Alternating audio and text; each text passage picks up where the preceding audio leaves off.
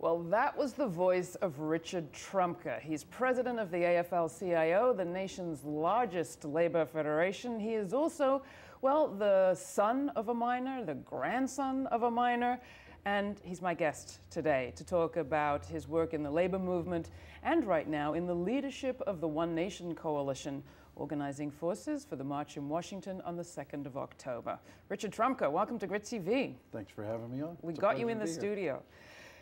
When you wake up in the morning, what are the top 2 things that are on your mind in terms of what need to be done, what you're up against, what your members are facing? Jobs, jobs, and more jobs. I mean, we have 15 million people that are unemployed. We have another 11 million that are underemployed. We have 6.5 million that have been unemployed longer than 6 months. People are suffering. They're losing their homes because of their jobs, and some people are actually losing hope. So every day I get up and I wonder how and try to create jobs for working Americans that'll support and rebuild the middle class. And do you see a way to do it? You don't need to lay it out here, but do you see a way? Because a lot of people feel hopeless. Absolutely. I mean, it's not brain surgery. I mean, it's actually, we can do this. Infrastructure. The country has a $2.2 trillion infrastructure deficit, and we're less efficient. We compete less effectively because of the deficit. We could fix that and create millions of jobs in the process. Those jobs would eliminate the deficit that people keep whining about, and we have a better economy and a better country. Now, when you assumed the presidency of the AFL-CIO in September of '09, I, for one, was happy because I remembered the passion that I saw in you back in the streets of the late 1980s in Southwest Virginia during the Pittston strike, when you were there leading the mine workers. How did you get to this work that you do? How did you become a union leader? I was born into it. I mean, I'm a third-generation miner, and as I was growing up, every Sunday, our whole family got together, and inevitably the adults would be sitting together talking about problems of working people, talking about the union, and I knew about the union before I was in grade school, and every day after that. And then I got out of high school and went into the mines as my grandfather and my dad did, and got involved in the union very, very quickly and got lucky. The union actually picked me up and sent me to school, sent me to college, and then sent me to law school. And I went to work for the union for a number of years and became part of a group called the Miners for Democracy. We were fighting against a guy that was a tyrant who believed that the labor movement started at the top, and the rest of us believed that the labor movement started at the grassroots with members and with workers, and it was their organization. So we had a pretty testy fight, and we ended up winning and changing the mine workers and making it very democratic. Well, back then, when the Piston Company decided, I think they said to the workers, you should think of your health benefits like a credit card, yours expired. And they tried to take people's health insurance and pensions literally overnight. The reaction was immediate and militant, and people got arrested in the streets. I kind of miss that militancy. Where is it today? It's still there. It's waiting to be tapped and channeled. You know, Pittston was sort of a little bit in front of its time.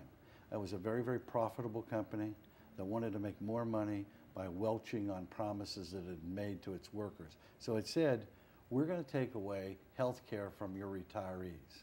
And they thought that the active workers wouldn't support or go on strike to protect that health care. Well, they were grossly wrong. We went on strike. Ended up, it was a 15-month strike. Not a single mine worker crossed the picket line. Communities came out on our behalf.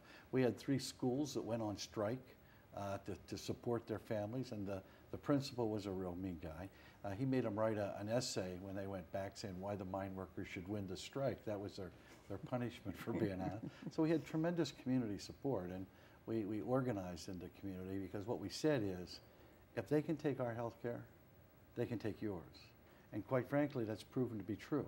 We saved health care in the industry for a lot of my members, about 150 or 60,000 members. But they've been coming after individual groups, taking health care away so they can make more money. And so that's what it was all about. We stopped it, and it was a fun time. So what happened after that? I mean, after that, it seems to me you have a labor movement that was against NAFTA, and then back to president who brought us NAFTA. We have a labor movement that was against welfare reform, back to president that signed welfare reform. We've seen a kind of escalation of bosses doing exactly what the Pittston people did and kind of getting away with it. Wow. Yeah, and not only getting away with it, encouraged and rewarded for doing it, particularly under George Bush. I mean, he actually rewarded people who closed down jobs here and moved them overseas with the tax code. So we're fighting against that. We now have a president that I think that disagrees with that. We're trying to push this administration and work with them to do more. All right, so show me the pushing. What I see is you see this economic team come in, Lawrence Summers, Tim Geithner et al., support TARP, support helping the richest.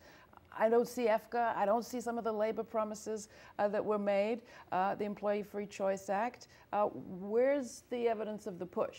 Well, you can look at a number of different levels. First of all, when this president came in, we were in a very, very bad situation. The economy was all set to go off the cliff. He didn't have any choice but to rescue the banks. If he hadn't done that, our economy would have gone into a severe depression. It would have gone worldwide. But we did rein in the banks.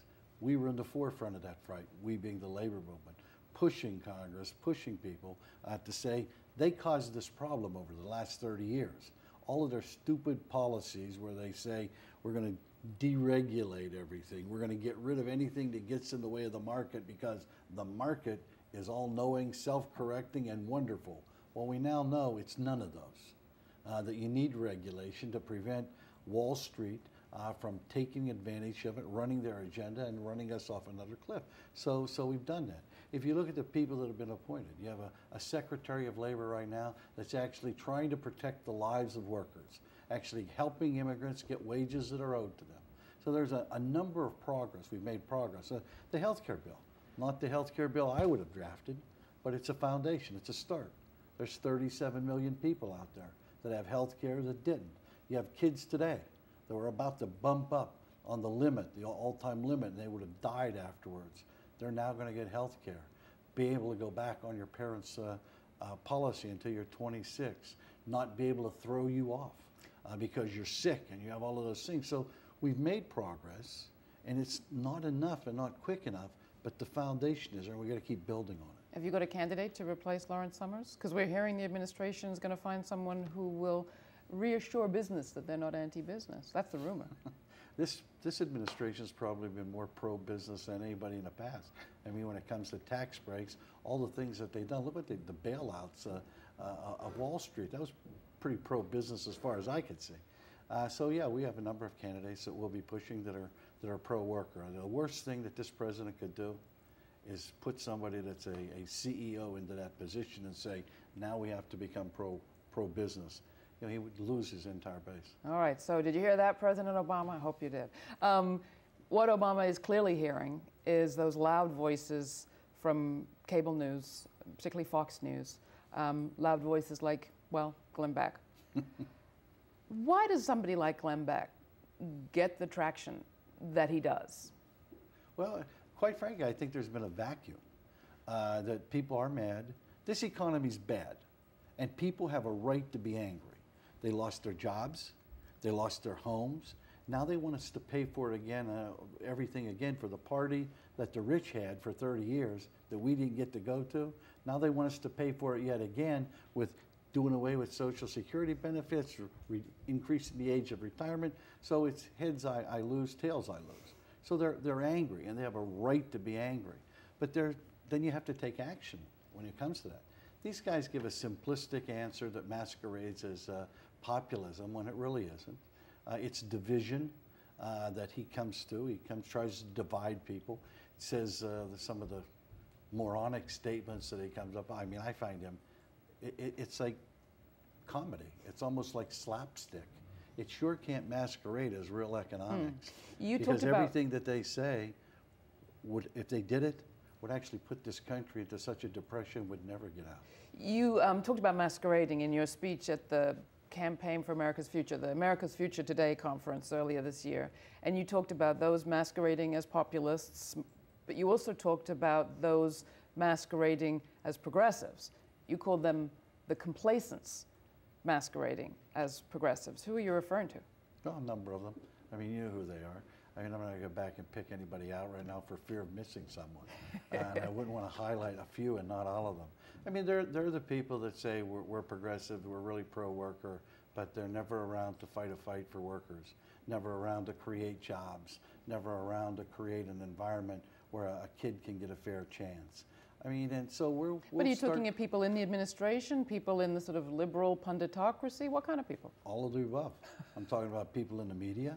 I'm talking about academics. I'm talking about politicians. I'm talking about people in the administration.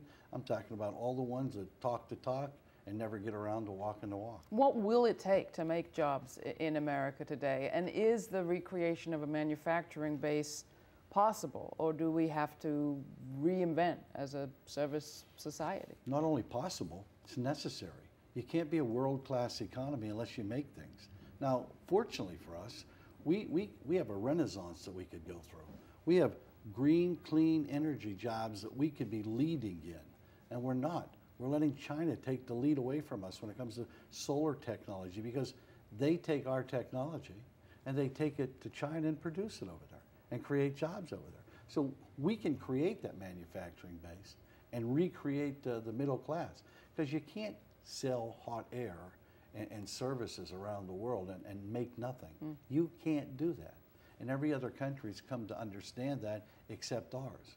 So we're out trying to say we need manufacturing, and to do that, you have to change trade policy, you have to change tax policy to stop rewarding people, and we need health care taken care of, because that's been a driver that's hurt this country, because we spend way too much for far less health care than any other country out there. We've got not very many days to go before the One Nation demonstration on October 2nd. What's your pitch for people who are wondering whether to go, and what does going all the way to Washington for that demonstration have to do with anything you've said here today? Well, it has everything to do with what I've said, because we're going to come together, a group of people. It'll be civil rights and human rights people.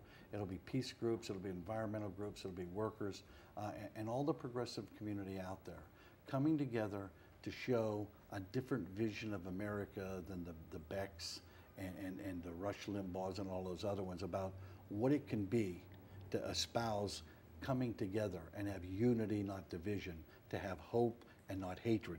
We don't advocate hatred against people, and we're doing that all for jobs, justice, and an education for everybody out there. It's going to be a terrific time, and if you're within 10 or 12 hours of Washington, D.C., we're asking you to come to the rally, and if you're not, we have 300 events planned around the country where workers are going to go door to door, knocking on other workers' doors, saying, here's the vision for a progressive America that we all stand for.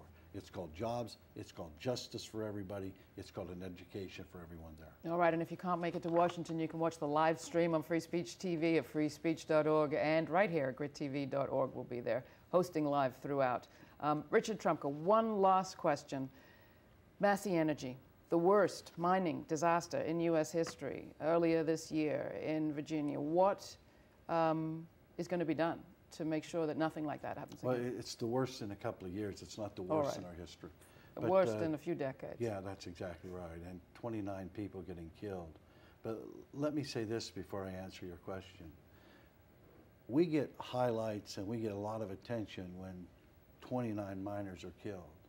But every day, 10 or 12 workers get killed individually, and another 100 and some die from occupational diseases that they get on the job. 153 people die every day from an injury or an occupational disease that they got on the job. No one raises an eyebrow. There's no outrage. If there were somebody killing 153 Americans, about the second day that that happened, there'd be public outcry. But when it's workers dying, it goes unnoticed. So one, the idea is people have to know that workers are dying every day from injuries and from occupational diseases that they brought home. With Massey, he's finally going to get his own. We've been fighting the guy for 30 years. And for 30 years, it's all been the same. He'll sacrifice a man's or a woman's life for another hatful of coal. I mean, that's all that mattered to him. Profit above everything else. We now have an agency, MSHA, that's run by the Department of Labor, and a guy who's in charge of it by the name of Joe Maine, who is determined to enforce the law. We'll Massey will have to comply with the law like everybody out there, and guess what?